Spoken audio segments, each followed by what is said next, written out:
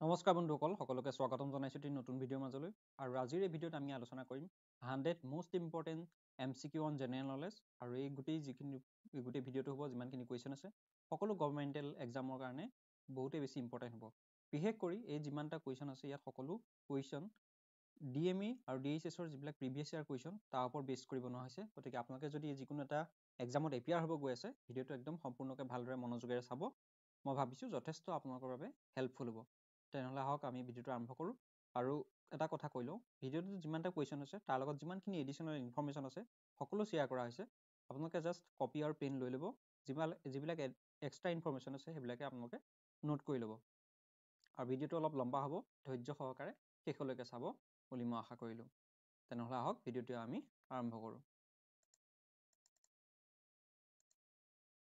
ইয়াৰে প্ৰথমটো কুৱেশ্যন আছে what is the smallest continent in the world আটাইতকৈ সৰু কণ্টিনেণ্টখনৰ নাম কি সেইটো ইয়াৰ শুদ্ধ উত্তৰটো হ'ব অপশ্যন চি অষ্ট্ৰেলিয়া মহাদেশৰ ভিতৰত আটাইতকৈ সৰু হৈছে অষ্ট্ৰেলিয়া এতিয়া মহাদেশ বুলি ক'লে আমাৰ টোটেল 7খন মহাদেশ আছে প্ৰথমখন হৈছে Asia second Africa third north America fourth south America 5 Antarctica 6 Europe আৰু 7 অচিনিয়া অথবা অষ্ট্ৰেলিয়া এই 7খন মহাদেশখন ডাঙৰ বা সৰুলৈ সজোৱা আছে ছেকেণ্ড কুৱেশ্যনলৈ আহোঁ 2 number question the world health organization headquarter is located in world health অৰ্গেনাইজেশ্যনৰ হেডকোৱাৰ্টাৰ ক'ত অৱস্থিত এইটো শুদ্ধ উত্তৰটো হ'ব অপশ্যন বি ছুইজাৰলেণ্ডৰ জেনেভাত আছে অৰ্গেনাইজেশ্যন আৰু হেডকোৱাৰ্টাৰ এটা PDF মই ইতিমধ্যে মোৰ হোৱাটছএপ চেনেলৰ গ্ৰুপত শ্বেয়াৰ কৰি দিছোঁ আপোনালোকে এইটো ভালদৰে পঢ়ি ল'ব কাৰণ ইয়াৰ পৰা কুৱেশ্যন আহি থকা দেখা যায় 3 number question which city is India is known as city of lakes বুলি কোনখন চিটিক আমি জানো শুদ্ধ উত্তৰটো হ'ব অপশ্যন বি উদয়পুৰ তেনেকৈ আৰু বিভিন্ন কিছুমান জেগা আছে যাক অন্য নামেৰে জানো যাৰ নিকনেম আছে যেনেকৈ স্কটলেণ্ড অফ ইষ্ট বুলি কাক কোৱা হয় এইটো খুবেই ইম্পৰ্টেণ্ট বাৰে বাৰে এই কুৱেশ্যনটো আহি থকা যায় এইটো কোৱা হয় Shillong Scotland of east Shillong তেনেকৈ স্কটলেণ্ড অফ আছাম বুলি ক'লে আমি জানো হাফলং ব্লু চিটি বুলি ক'লে আমি জানো যোধপুৰ চিটি অফ পাৰ্লছ বুলি ক'লে আমি গম পাওঁ হায়দৰাবাদ চিটি অফ নাবাব বুলিও জনা যায় হায়দৰাবাদক মানচেষ্টাৰ অফ ইণ্ডিয়া হৈছে আহমেদাবাদ চিলিকন ভেলী হৈছে বেংগলুৰু ষ্টিল চিটি হৈছে জামছেদপুৰ গল্ডেন চিটি হৈছে অমৃতসৰ চিটি অফ টেম্পলছ হৈছে ভুৱনেশ্বৰ এক্সট্ৰা ইনফৰ্মেশ্যনবিলাক আপোনালোকে নোট কৰি যাওক যথেষ্ট কামত আহিব next question who is the author of the book the discovery of India বুকখন কোনে লিখিছিলে অপশ্যন এইটো শুদ্ধ হ'ব জৱাহৰলাল নেহেৰু তেনেকৈ মহত্বপূৰ্ণ কেইখনমান বুক আৰম্ভ কৰি দিছোঁ যেনে গীতাঞ্জলি কোনে লিখিছিলে ৰবীন্দ্ৰনাথ টেগৰ মালগুৰি ডেইজ এইটো কুৱেশ্যন আগতো আহিছে মালগুৰি ডেইজ লিখিছিলে R.K. Narayan train two Pakistan লিখিছিলে Khushwant Singh war and piece Leo' Tolstoy does capital Carl marks origin of species Charles Darwin next question the সুৱেজ canal connect which two water bodies সুৱেজ কেনেলে কোন দুটা ৱাটাৰ বডিজক কানেক্ট কৰে শুদ্ধ উত্তৰটো হ'ব option C option A red C and Mediterranean C option এইটো শুদ্ধ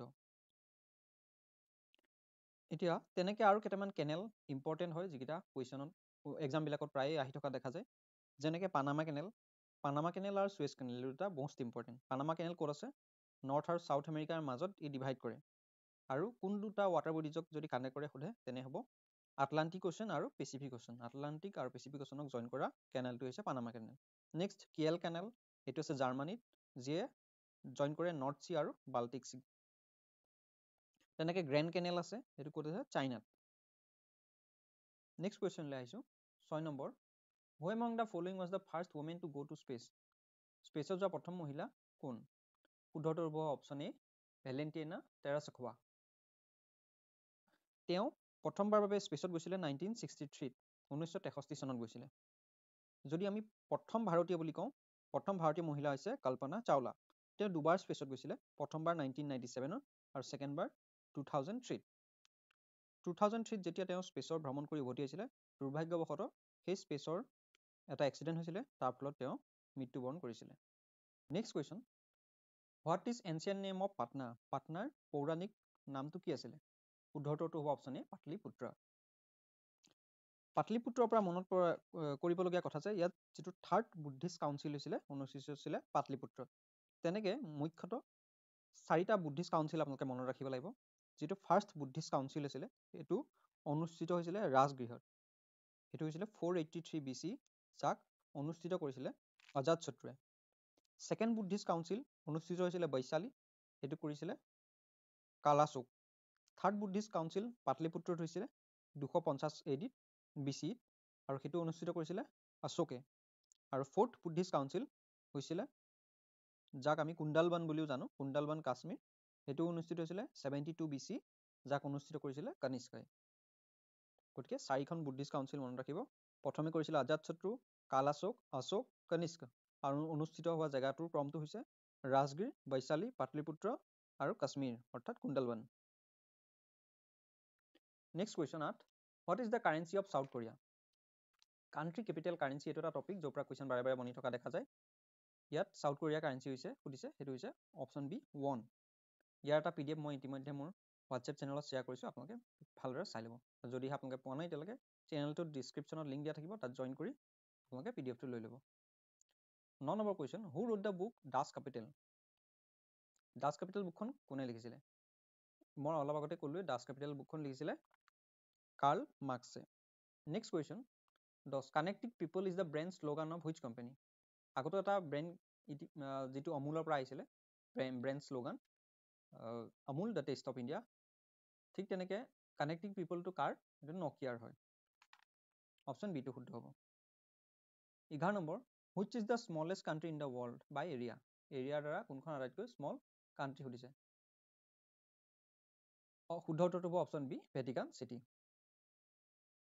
12 number, which river is known as the sorrow Bihar? Sorrow Bihar বুলি কোনখন নদীক আমি জানো?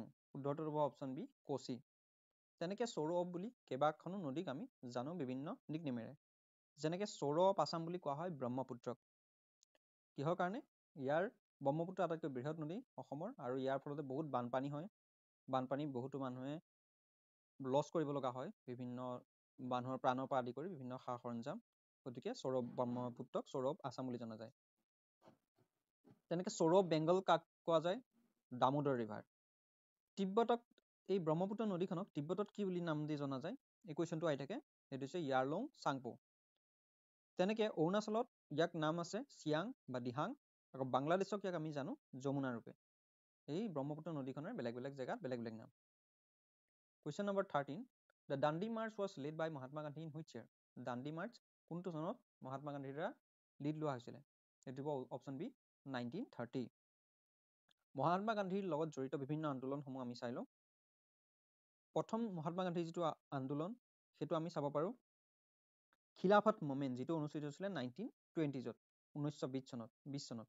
নেক্সট আহমেদাবাদ মিল ষ্ট্ৰাইক, সেইটো হৈছিলে 1918। আৰু নেক্সট 1918তে এটা অনুষ্ঠিত হৈছিলে খেৰা মুভমেণ্ট।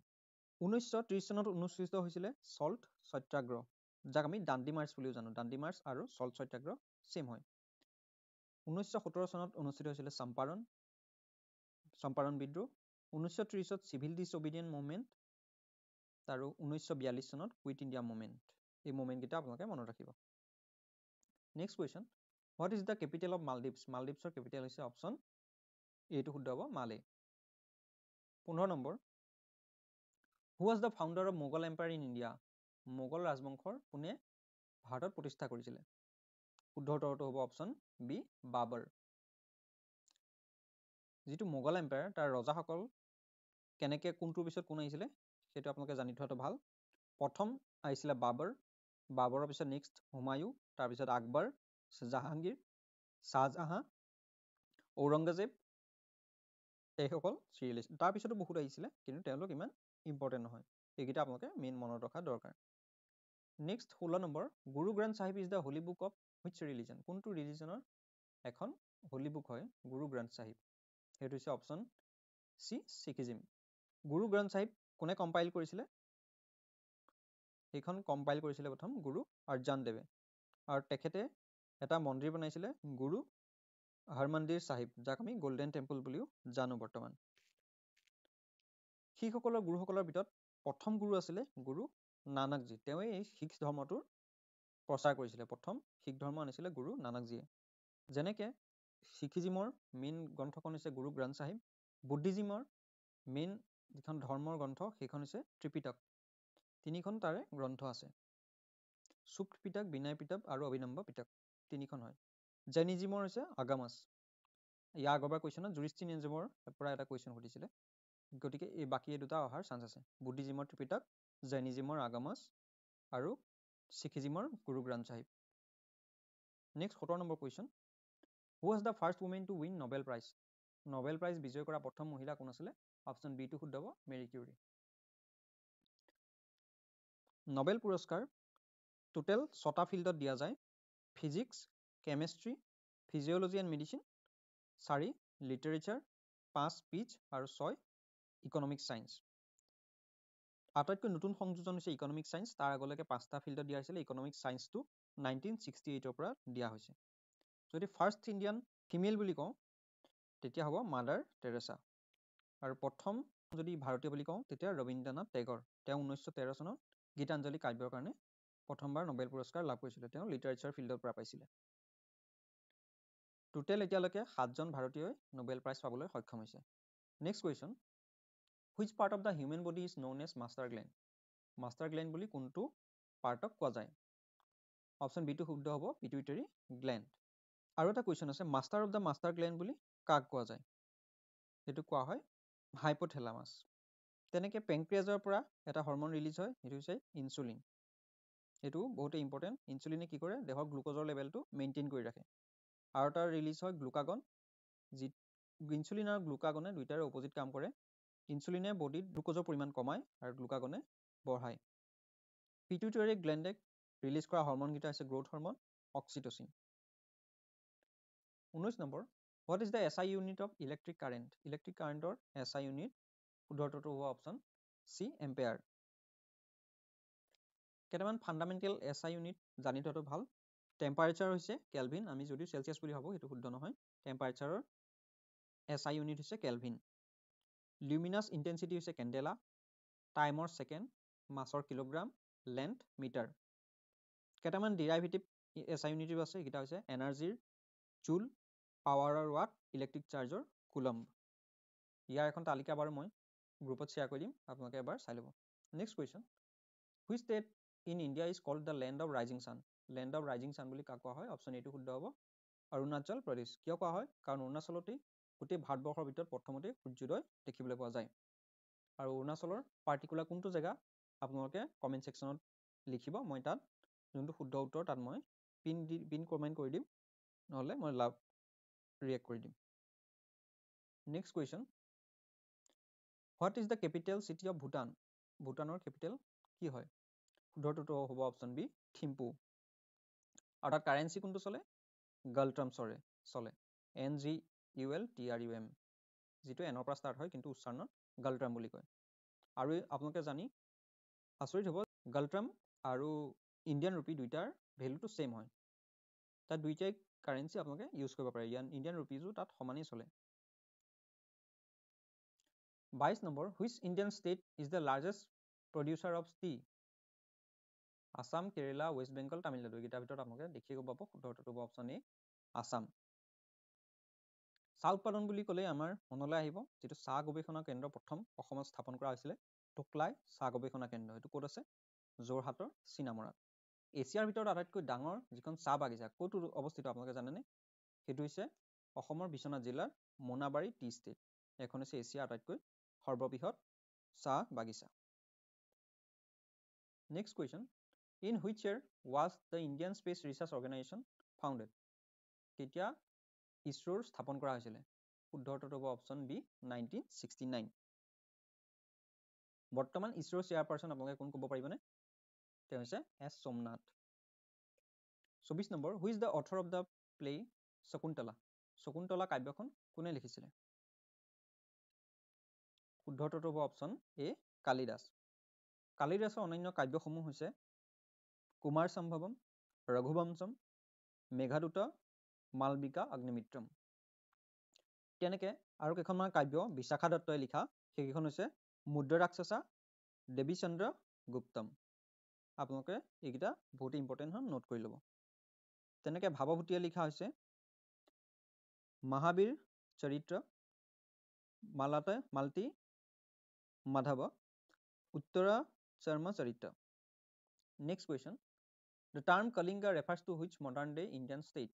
Kalinga মানে কোনখন বৰ্তমান জেগাৰ নাম পৌৰাণিক কালত কালিংগা আছিলে? শুদ্ধ উত্তৰটো হ'ব অপশ্যন এ, ওড়িশা। তেনেকৈ কেইখনমান পৌৰাণিক জেগাৰ বৰ্তমান নাম, যেনেকৈ পাটলিপুত্ৰ বৰ্তমান পাটনা কোৱা যায়, পাটনা ক'ত অৱস্থিত? বিহাৰত। ইন্দ্ৰপ্ৰস্থ দিল্লীক কোৱা যায়, হস্তিনাপুৰ যিটো ইউপিৰ মেৰুত। Next question, which is the longest river in the world? শুদ্ধ উত্তৰ হ'ব অপশ্যন বি, নাইল। নীল নদী পৃথিৱীৰ সৰ্ববৃহৎ নদী। আৰু যদি ৱাটাৰ ডিছচাৰ্জ হিচাপত চাবলৈ যায়, আটাইতকৈ বৃহৎ পৰিমাণৰ পানী যোনখনে লৈ ফুৰে সেইখন হৈছে এমেজন। এমেজন আছে চাউথ আমেৰিকাত, নীল নদী আছে আফ্ৰিকাত, যেনেকৈ এখন য়াংজে নদী সেইখন আছে চাইনাত, মিছিছিপি আছে ইউএছত। Next question, who discovered penicillin? Penicillin কোনে আৱিষ্কাৰ কৰিছিলে? শুদ্ধ উত্তৰটো হ'ব option A, Alexander Fleming. Next question, which Indian classical dance form originated in Tamil Nadu? তামিলনাডুৰ পৰা কোনটো ক্লাছিকেল ডান্স বিলং কৰে বা তাত অৰিজিনেট হৈছিলে? শুদ্ধ উত্তৰটো হ'ব option B, Bharatanatyam. Classical dance বৰ্তমান 8টা আছে গোটেই ভাৰতবৰ্ষত। তাৰে কোনখন প্ৰদেশৰ পৰা কোনটো মই কৈ দিছোঁ। ভাৰত নাট্যম হৈছে তামিলনাডুৰ, কথক উত্তৰ প্ৰদেশৰ, কথকলি কেৰেলা। কথক আৰু কথকলিৰ মাজত এটা কলি ডিফাৰেঞ্চ, কলি বুলি মনত ৰাখিব, কেৰেলা। কথক হৈছে উত্তৰ প্ৰদেশৰ লগতে উত্তৰ ভাৰতৰ বিভিন্ন জেগাত অনুষ্ঠিত হয় বা ইয়াৰ পৰা বিলং কৰে। কথকলি বুলি ক'লে কেৰেলা। তেনেকৈ কুচিপুড়ি হৈছে অন্ধ্ৰপ্ৰদেশ। কুচিপুড়িটো কেনেকৈ মনত ৰাখিব? কুচিপুড়ি, কেঁচা পুৰি কোনে খাব? যিজন অন্ধ ব্যক্তিয়ে খাব, গতিকে অন্ধ্ৰপ্ৰদেশ তেনেকৈ ৰিলেট কৰিব পাৰে। ওড়িশা আটাইতকৈ সহজ। মণিপুৰী, মণিপুৰ সহজ মনত ৰাখিবলৈ। মোহিনীঅট্টম কেৰেলা, সত্ৰিয়া আসাম। সত্ৰিয়াটো জানেই অসমৰ। মোহিনীঅট্টমটো মনত ৰাখিব কেৰেলাৰ হয়। কেৰেলাৰ দুটা আছে, কথকলি আৰু Mohiniyattam. Next question, what is the full form of RAM? ৰেমৰ ফুল ফৰ্ম হৈছে ৰেণ্ডম এক্সেছ মেমৰি। শুদ্ধ উত্তৰটো হ'ব অপশ্যন এ। তেনেকৈ কেইটামান কম্পিউটাৰ ফুল ফৰ্ম জানি থোৱাটো ভাল। USB অৰ্থাৎ ইউনিভাৰ্চেল চিৰিয়েল বাছ। ৰম ৰিড অনলি মেমৰি, অপশ্যন বিটোত যিটো লিখা আছে ৰিড অনলি মেমৰি, সেইটো হৈছে ৰমৰ ফুল ফৰ্ম। ALU আলু, ইয়াৰ ফুল ফৰ্ম হৈছে arithmetic and logical unit. SSD হৈছে ছলিড ষ্টেট ড্ৰাইভ। CPU মানে জানে আপোনালোকে central processing unit. HDD hard disk drive, LCD liquid crystal display. OS operating system, নতুনকৈ বৰ্তমান যিটো চলি আছে AI আৰ্টিফিচিয়েল ইণ্টেলিজেঞ্চ। UPI সুধিব পাৰে, ইউনিফাইড পে'মেণ্ট ইণ্টাৰফেচ, যিটো 2016 চনত প্ৰথম ইমপ্লিমেণ্ট কৰা হৈছিলে। নেক্সট GST কেতিয়া ইমপ্লিমেণ্ট কৰা হৈছিলে? 2017। UPI 2016, GST 2017। GST মানে হৈছে গুডছ এণ্ড ছাৰ্ভিচ টেক্স। আৰু যিটো পৰীক্ষা অনুষ্ঠিত হ'ব এইটো হ'ব OMR চিটত। OMR ফুল ফৰ্ম সুধিব পাৰে, অপ্টিকেল মেগনেটিক ৰিকগনিশ্যন। NPCI হ'ব সুধিব পাৰে, national payment corporation of India.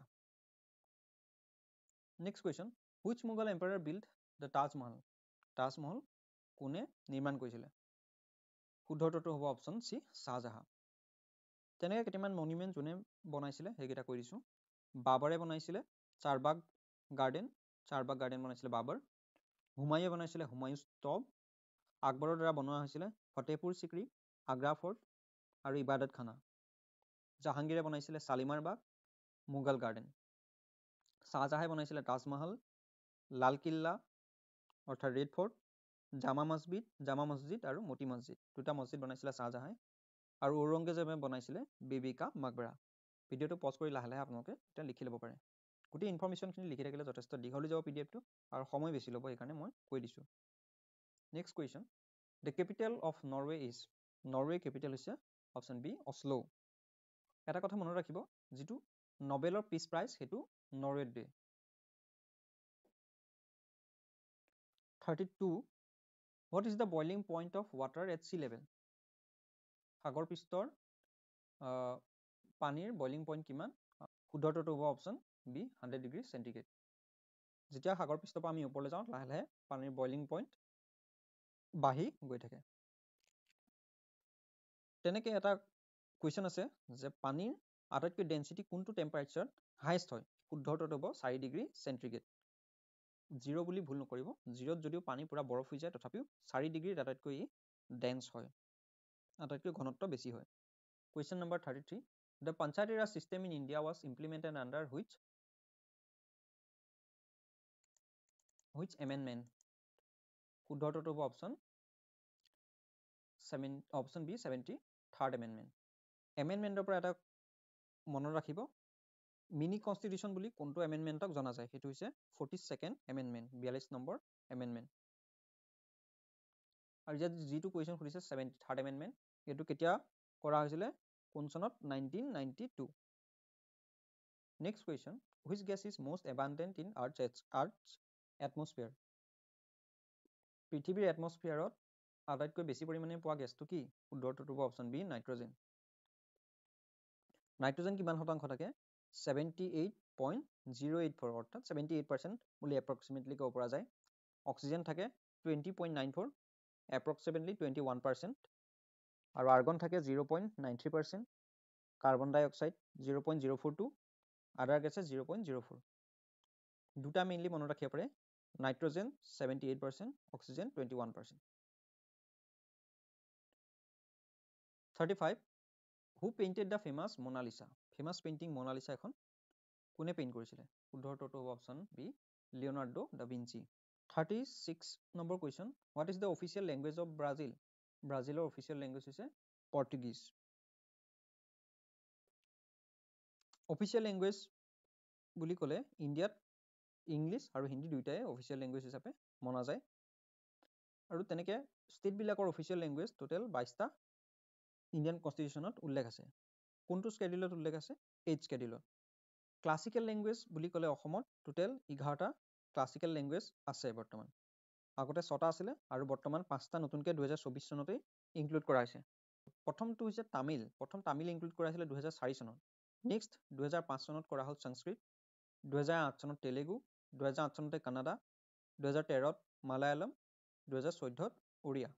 আগলৈকে আছিলে তামিল, সংস্কৃত, তেলেগু, কানাডা, মালায়ালম, উৰিয়া, আৰু বৰ্তমান 5টা আৰু লগ লগোৱা হ'ল। সেইকেইটা হৈছে আছামিজ, বেংগলী, মাৰাঠী, পালি, প্ৰাকৃত।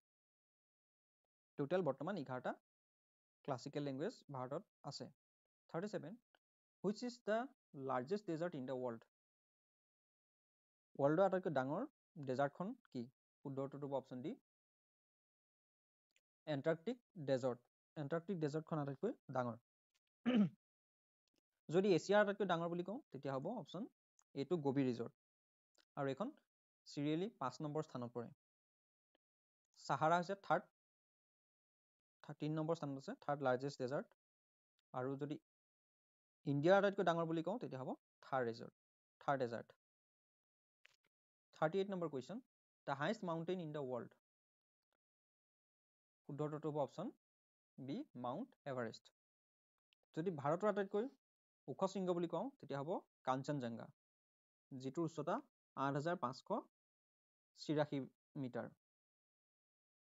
আৰু যদি মাউণ্ট এভাৰেষ্টৰ উচ্চতা সোধো তেতিয়াহ'লে 8848।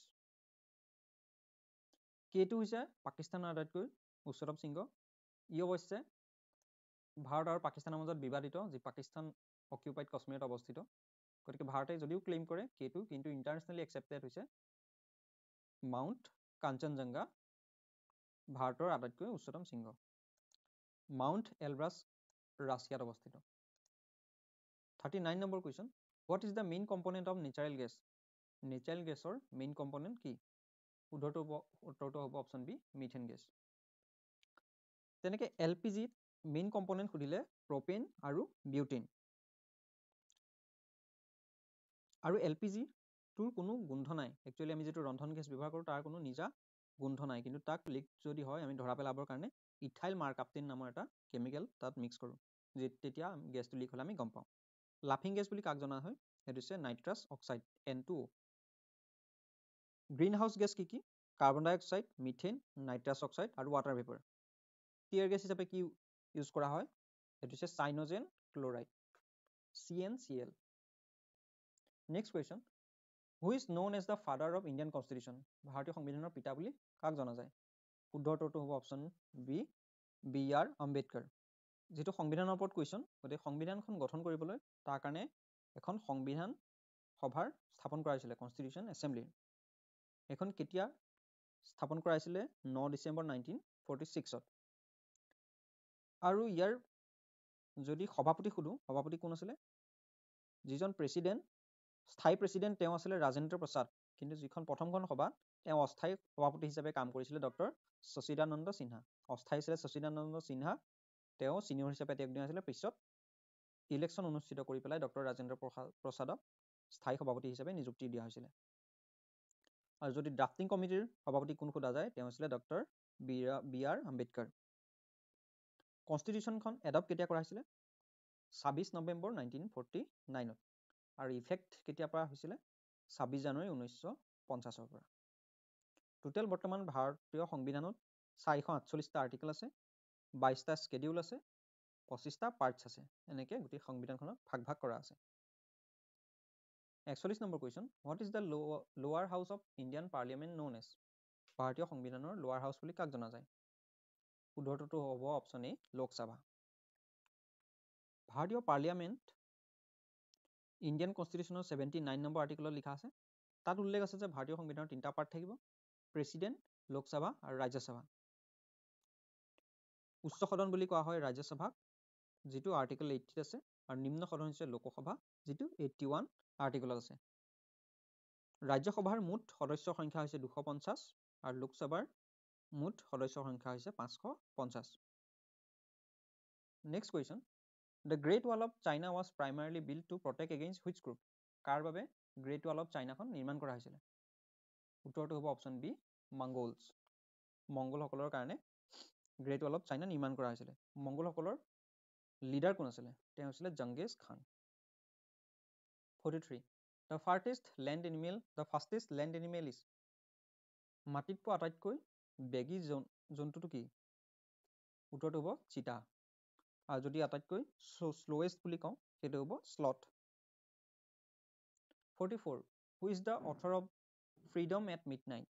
ফ্ৰীডম এট মিডনাইটখন গ্ৰন্থখন কোনে লিখিছিলে? উত্তৰটো হ'ব option D, Dominique Lapierre and Larry Collins. তেনেকৈ কেইখনমান উল্লেখনীয় গ্ৰন্থ, প্ৰায় কুৱেশ্যন যিকেইটা আহি থাকে, হেৰি পটাৰ এখন কোনে লিখিছিলে? JK ৰলিংছ।